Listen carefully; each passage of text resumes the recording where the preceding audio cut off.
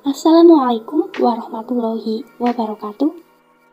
Pada pertemuan kali ini, kita akan membahas mengenai konsumsi. Langsung saja, kami dari kelompok 11 yang beranggotakan 1. Cynthia Ramadhani, 2. Kusniatul Wahidah, 3. Fitriana Deswita Maharani. Topik pembahasan: 1. Konsumsi, 2. Konsumsi dan tabungan, 3. Faktor yang mempengaruhi konsumsi, 4. MPC, 5. Fungsi konsumsi menurut John, 6. Fungsi konsumsi menurut hipotesis siklus hidup, 7. Fungsi konsumsi menurut hipotesis pendapatan relatif, 8. Konsumsi dalam ekonomi Islam. Konsumsi merupakan aktivitas ekonomi yang paling naluriah pada setiap individu dan masyarakat untuk memenuhi kebutuhan hidupnya. Konsumsi atau lebih tepatnya pengeluaran konsumsi rumah tangga adalah pengeluaran oleh rumah tangga untuk memperoleh barang dan jasa. Secara umum, jenis barang yang dikonsumsi mencakup arti barang tahan lama dan barang tidak tahan lama. Di samping barang yang dikonsumsi individu dan masyarakat, juga mengonsumsi jasa seperti tukang cukur, jasa salon kecantikan, kesehatan, bengkel kendaraan, dan sebagainya.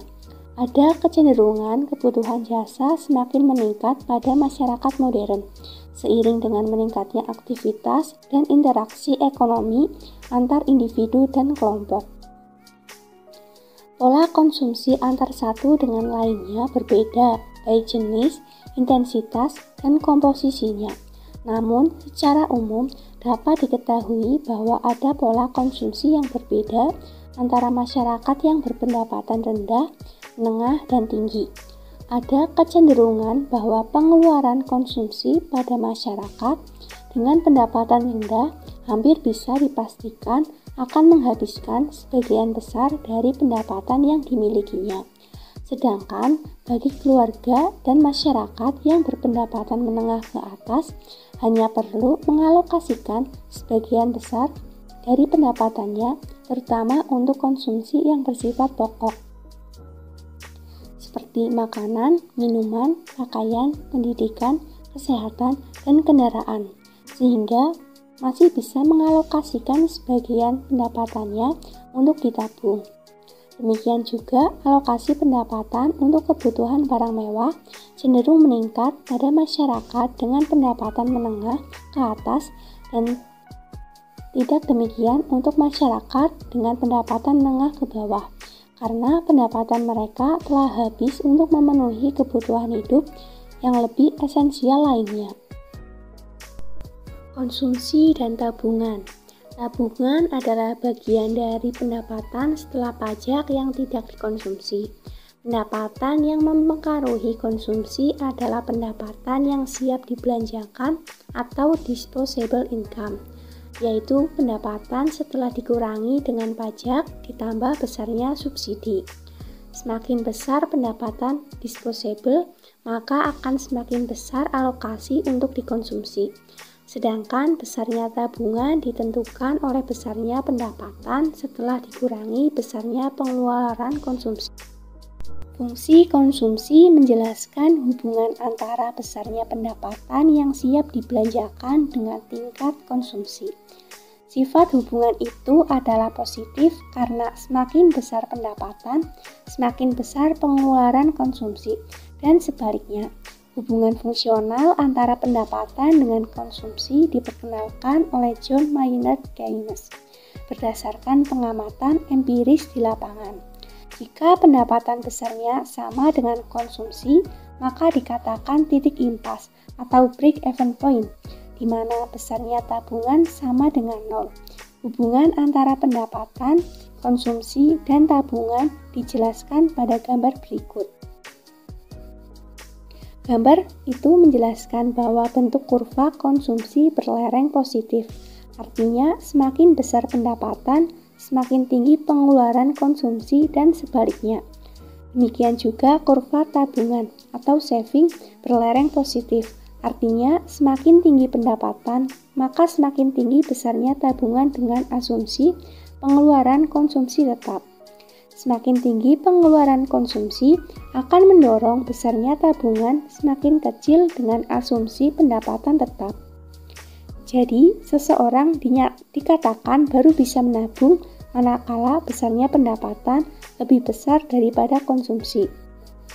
Dan sebaliknya, seseorang tidak akan bisa menabung manakala besarnya pendapatan lebih kecil daripada pengeluaran konsumsi. Untuk menopang pengeluaran konsumsi minimal bagi mereka yang berpendapatan lebih kecil dari pengeluaran konsumsi, maka harus ditutup dengan berhutang atau di-saving.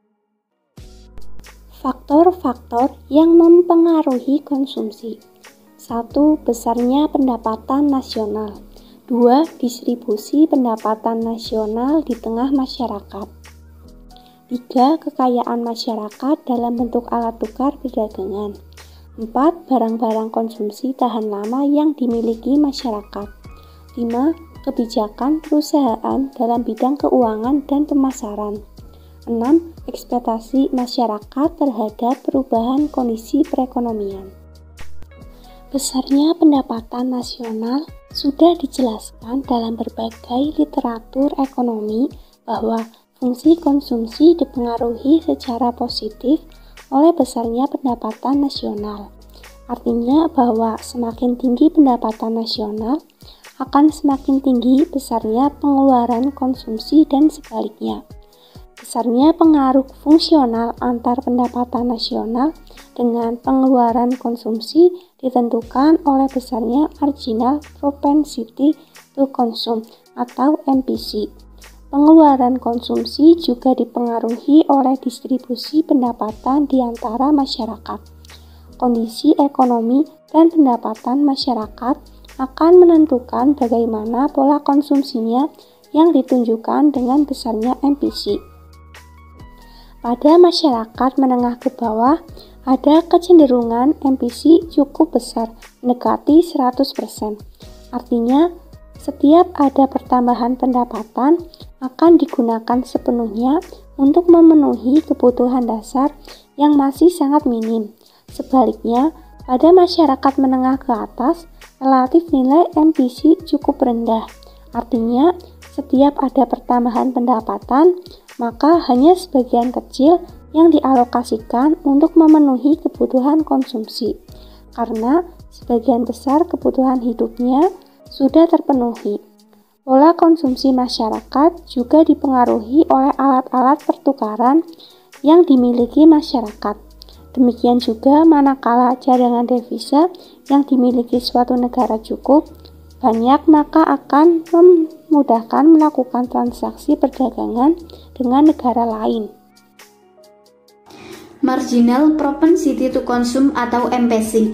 MPC didefinisikan dengan besarnya jumlah tambahan pengeluaran konsumsi pada setiap pertambahan pendapatan konsumen per satu satuan. MPC disimbolkan dengan B yang menunjukkan lereng atau slope dari kurva konsumsi. Istilah marginal menunjuk pada konsep tentang perubahan, yaitu pengaruh perubahan pendapatan terhadap perubahan konsumsi. Besarnya kecenderungan untuk mengonsumsi menggambarkan tingkat konsumsi yang diinginkan seorang konsumen dari setiap pertambahan pendapatan per satu satuan.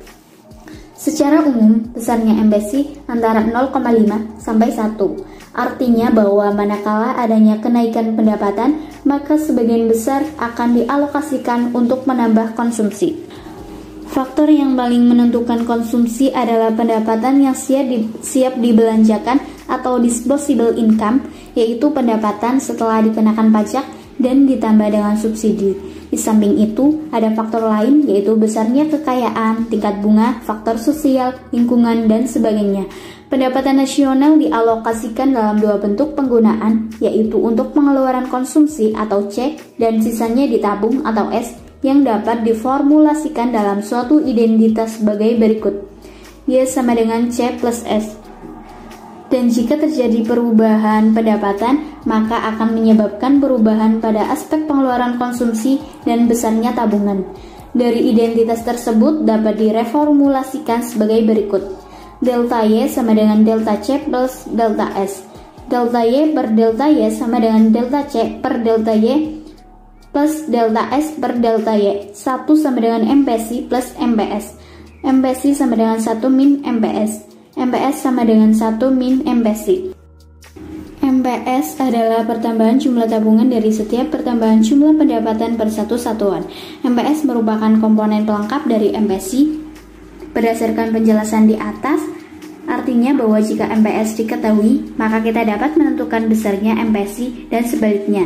Jika MPSI sama dengan 0,82, maka MPS sama dengan 1 min 0,82 sama dengan 0,18. Dan jika diketahui MPS sama dengan 0,35, maka dapat ditentukan besarnya MPSI sama dengan 1 min 0,35 sama dengan 0,65. Berdasarkan pengamatan di lapangan bahwa MPSI besarnya 0,5 kurang dari MPSI kurang dari 1. Artinya bahwa setiap pertambahan pendapatan lazimnya sebagian besar digunakan untuk meningkatkan alokasi untuk konsumsi dan hanya sebagian kecil yang ditabung.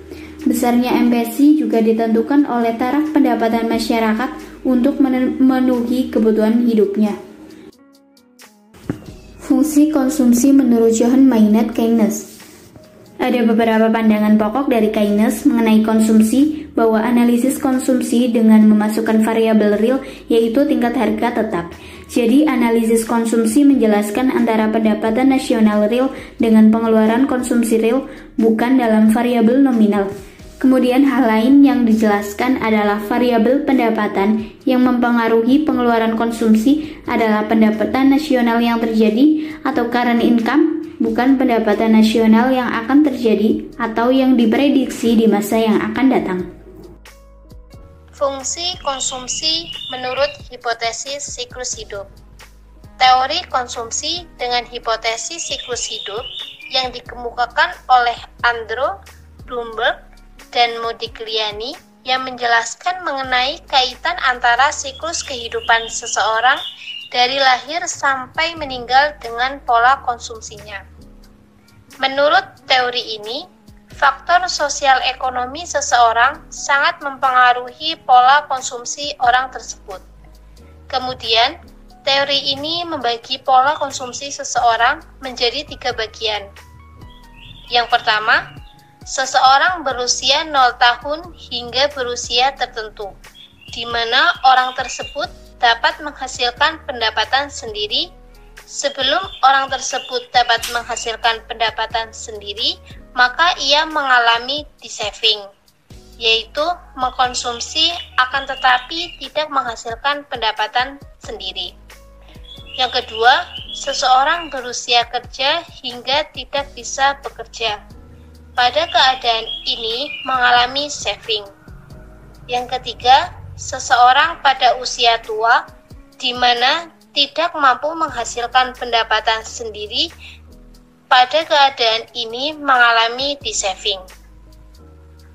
Kemudian dapat dilihat dari gambar di atas, terdapat kurva hipotesis siklus hidup.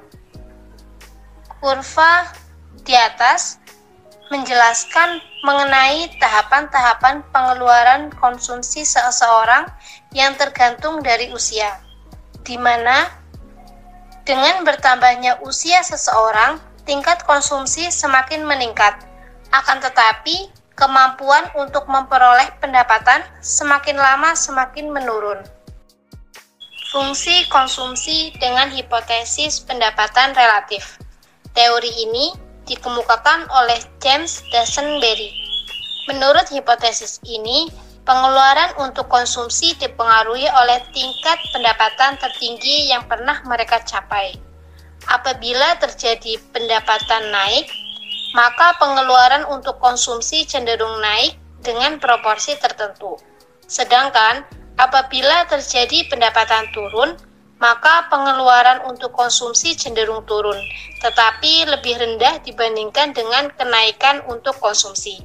Misalnya, dalam satu keluarga yang terbiasa dengan menu makanan 4 sehat 5 sempurna, manakala pendapatan berkurang, maka mengurangi pengeluaran konsumsinya dengan tetap berusaha mempertahankan kualitas makanan yang 4 sehat 5 sempurna, dengan mengganti seperti daging sapi dengan telur untuk memenuhi nutrisi protein. Kemudian, faktor lain yang mempengaruhi konsumsi adalah lingkungan. Jika lingkungannya dengan pola konsumsi yang tinggi, maka cenderung seseorang akan mengikuti lingkungannya. Konsumsi dalam ekonomi Islam. Perilaku konsumsi dalam Islam merupakan bagian dari ibadah kepada Allah SWT yang diatur dalam Al-Quran dan As-Sunnah. Secara prinsip, perilaku konsumsi dalam Islam adalah berkonsumsi dengan sesuatu yang halal dan baik. Prinsip halal menyangkut barang yang dikonsumsi, baik jenis barangnya maupun bagaimana cara untuk mencarinya. Sedangkan prinsip baik menyangkut bagaimana cara kita berkonsumsi, berkaitan dengan ketepatan ukuran jumlah yang dikonsumsi, waktu berkonsumsi, tempat berkonsumsi, variasi makanan yang dikonsumsi, cara menyajikan, dan aturan bagaimana dalam berkonsumsi yang semuanya dilakukan berdasarkan prinsip syariah Islam. Dalam ekonomi Islam, konsumsi dikendalikan oleh 5 prinsip dasar, yaitu yang pertama, prinsip keadilan.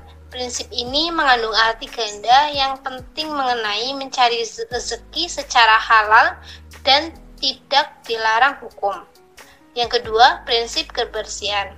Makanan harus baik atau cocok untuk dimakan, tidak kotor ataupun menjijikkan sehingga merusak selera. Yang ketiga, prinsip kesederhanaan. Prinsip ini mengatur perilaku manusia mengenai makanan dan minuman agar memiliki sikap yang tidak berlebihan, yang berarti janganlah makan secara berlebihan. Yang keempat, prinsip kemurahan hati. Dengan mentaati perintah Islam, tidak ada bahaya maupun dosa ketika kita memakan dan meminum makanan halal yang disediakan Tuhan karena kemurahan hatinya. Yang kelima, prinsip moralitas. Bukan hanya mengenai makanan dan minuman langsung, tetapi dengan tujuan terakhirnya, yakni untuk meningkatkan atau kemajuan nilai-nilai moral dan spiritual. Sekian penjelasan mengenai materi tentang konsumsi. Terima kasih. Wassalamualaikum warahmatullahi wabarakatuh.